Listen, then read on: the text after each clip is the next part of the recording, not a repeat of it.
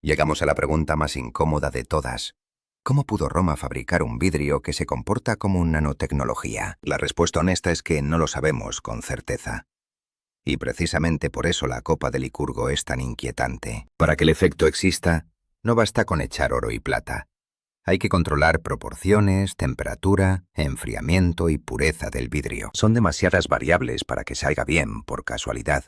Y aún así, el objeto existe. Una posibilidad es la más simple. Siglos de ensayo y error en talleres de vidrio, hasta dar con una mezcla rara que funcionaba. Los artesanos no necesitaban entender átomos. Solo necesitaban repetir lo que daba resultado y guardarlo como secreto. Porque en el mundo antiguo, el conocimiento era poder, y el poder se protegía en silencio, de maestro a aprendiz. Otra posibilidad es más inquietante, que existiera una comprensión práctica de materiales más avanzada de lo que aceptamos hoy. Roma ya dominaba hormigón que dura milenios, acueductos perfectos, metalurgia compleja. ¿Por qué no un vidrio imposible? Pero entonces surge el misterio final. Tras la caída del imperio, esta técnica desaparece por completo. No hay copias medievales. No hay mejora gradual. Es como si la receta se hubiese roto o se hubiese escondido. Imagina un taller cerrado, pergaminos perdidos, artesanos muertos, rutas de comercio cortadas. El conocimiento se vuelve polvo. Y quizá por eso la copa parece magia, porque demos el resultado, pero no el camino que lo hizo posible. Hoy la copa de Licurgo descansa en el Museo Británico, no como una curiosidad, sino como una prueba, una grieta en la idea de que la historia avanza en línea recta.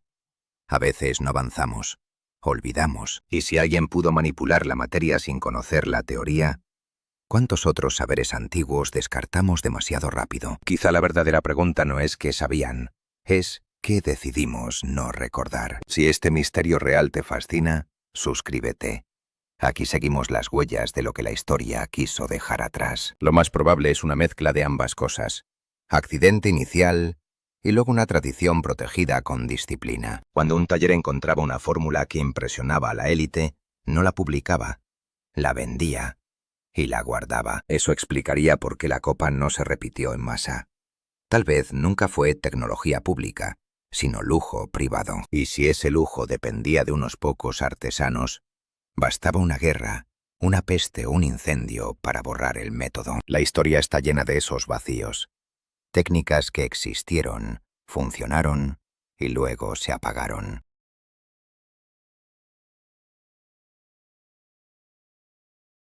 En la parte 1 vimos un vidrio romano que cambia de verde a rojo según la luz. Ahora viene el porqué. La copa de Licurgo fue fabricada en el siglo IV, y durante más de 1000 años su efecto fue un enigma. Cada vez que alguien intentaba explicarlo, chocaba con el mismo muro.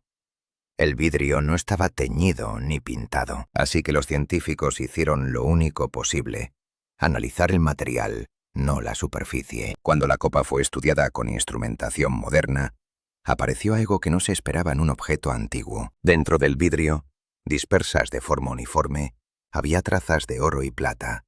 No como láminas, ni como polvo visible, como partículas diminutas, miles de veces más pequeñas que un cabello. Hoy las llamamos nanopartículas.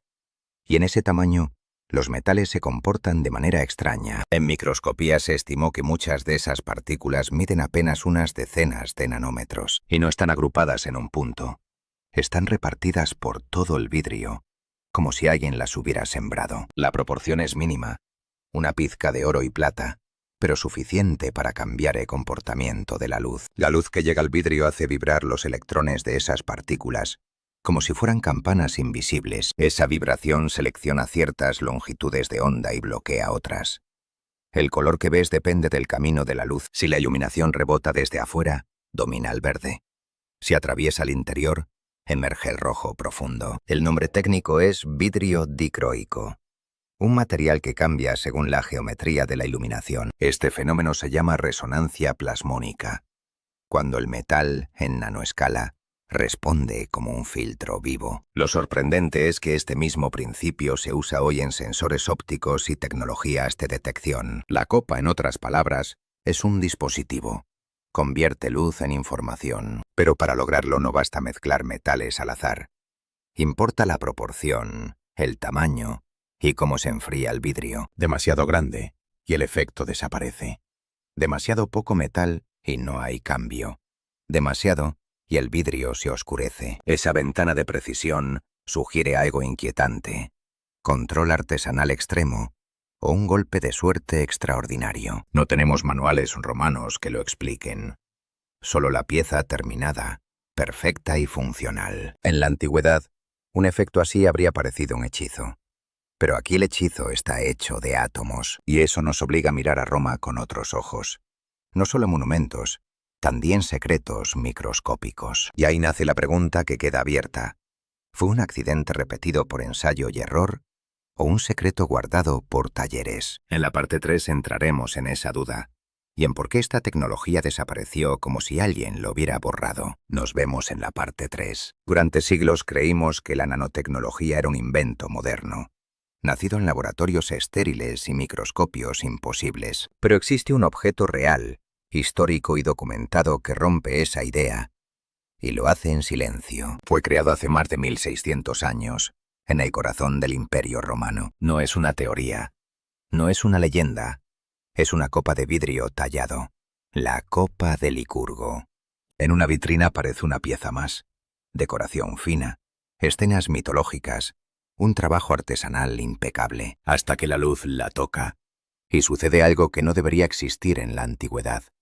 Cuando la iluminación viene desde afuera, el vidrio se vuelve verde esmeralda, pero cuando la luz atraviesa el interior, el color cambia por completo.